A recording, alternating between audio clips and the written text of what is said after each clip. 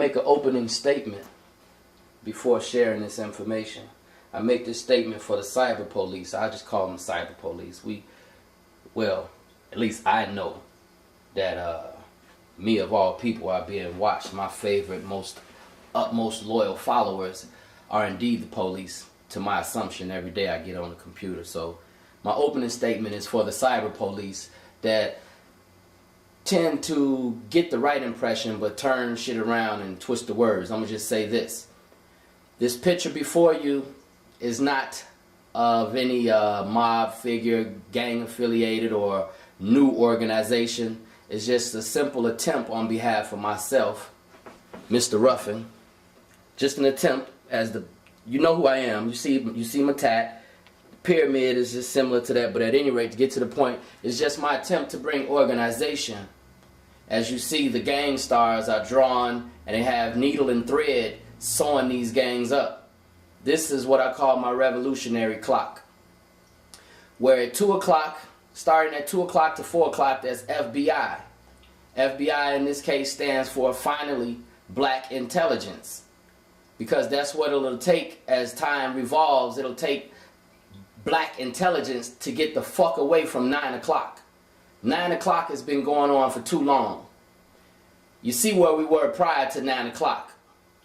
8 o'clock, 7 o'clock, 6 o'clock, where we were once kings and queens and built things that is yet to be explained, such as the pyramids and so forth. Not gonna get into that. I'm just let these motherfuckers know, as I say, particularly the cyber police, quote unquote police, that this ain't no attempt to form no type of organization.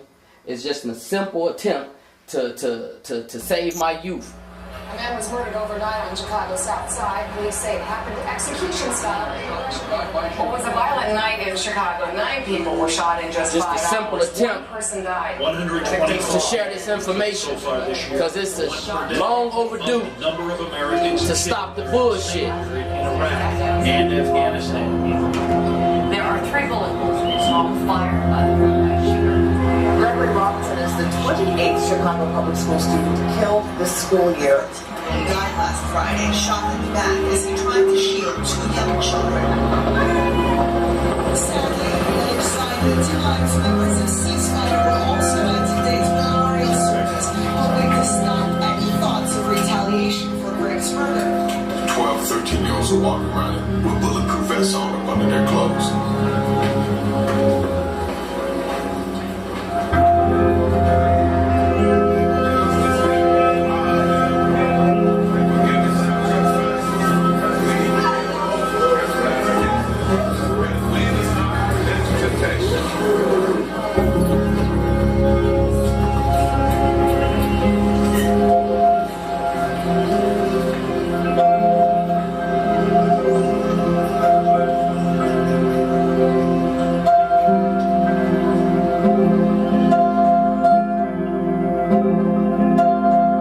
That movie right here. If you ain't got it, go get it. It ain't even a movie, it's a documentary. Go get it, please. Especially if you're out here in Chicago.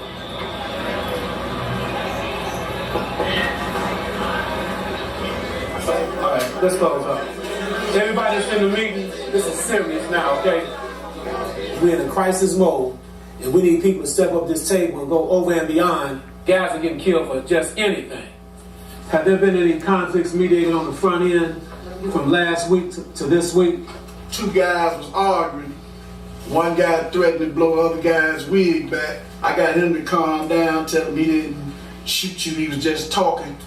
We stopped that one on the front end. I have the dirty dozen at the table. We've always had outreach workers, but the violence was not necessarily going down at that point. So in the year 2004, we began a new concept called the violence interrupters.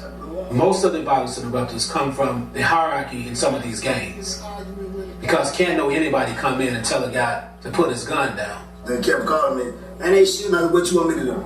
Just ask me what you want me to do. You know? The violence interrupters have one goal in mind: stop killings. They're not trying to dismantle gangs. What they're trying to do is save them. Not trying to dismantle gangs. Not trying to form a new gang. Just trying to organize my streets is all I'm trying to do. Bringing unity and peace where it's needed, much needed. much long overdue. Organizing my streets.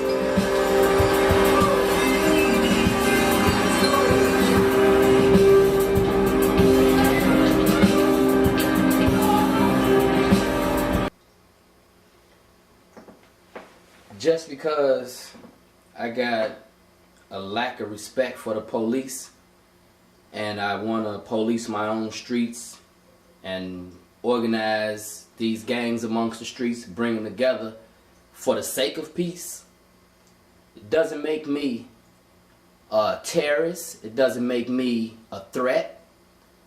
It's purely for the sake of peace to bring these gangs together. And this movie that I'm showing you all has got a lot of deep footage in it from Chicago, of which this is my town. And if there's something that I can do to save 1 or 2 lives or help, I know the percentage would be low to save or help 1 or 2 lives, but that percentage would be in itself a percentage. This is all this is about. My wanting to organize and bring together is nothing that's a threat to no one. And then my lack of respect for the police is greatly due because my lack of respect for police is greatly due to them not being the ones to get this or have this in control at this point, as to where in Chicago it is totally out of control. And I'm simply just trying to bring some organization. It doesn't make me a Jeff Fort. In fact, I can honestly tell you that I personally feel like a young Malcolm mixed with a little bit of Huey P. Newton. On the real, that's where I'm at right now. That I live being in shootouts, looking at the devil face to face, and I look at my sisters and my brothers today, you know, that was once me. I heard the father was Jeff Ford, one of the biggest gang leaders in the history of Chicago, outside of Al Capone. Ford is serving a life sentence for allegedly conspiring with the Libyans to commit acts of terrorism here in the United States. I understand the fact that we got police in here. There's not going to be any killing without killing. Jeff Ford stood up against the police. He was definitely a feared and very revered man in his community. But she never let off the name. Amina made her own name on the streets. Growing up, it wasn't his influence that influenced me to do anything. You know, my dad was not there. When I was conceived, he was 16 years old. So when I got older, I was in a mob with a bunch of guys, and I was like the only female. That was the lieutenant that took care of the business. It was drug selling, hustling. You know, one crew was on the pippin tip, one crew was on the stick-up tip. Drugs, guns, party, fun, that was it. My dad wasn't around, and when he got wind of that I was a part of that team, he was kind of hurt. But he couldn't be too hurt because look at what precedent that he started.